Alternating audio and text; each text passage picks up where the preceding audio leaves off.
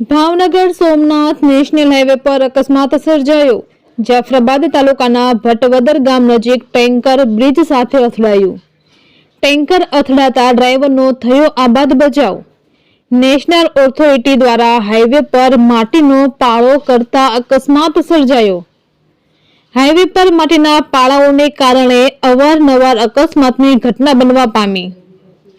અકસ્માતમાં ટેન્કરને ભારે નુકસાન થયું।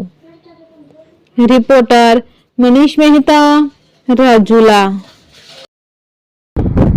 आज ताजो बनाव बनेल छे एक्सिडेंटनो जाफराबाद तालुकाना भटवदर गामे जे अत्यारे ट्रक ड्राइवर जे उनाथी आवी रह्या हता अने भटवदर नजीक माटीना पाळाने कारणे अकस्मातनो बनाव बनेल छे अने एमां हाल ड्राइवरने तो कोई ईजा नथी थई पण हामू टेन्कर तमे जोई रह्या छो।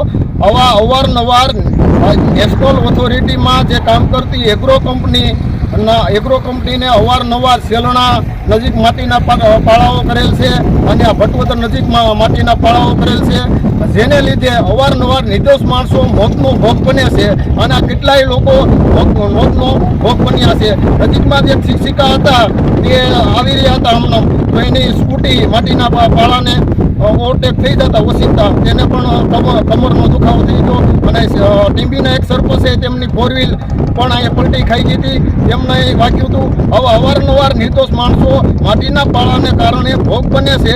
नेशनल ऑथोरिटीना अधिकारीओ आ बाबते कांई ध्यान आपता नथी अने કેટલાય निर्दोष माणसो मोतनो भोग बने छे।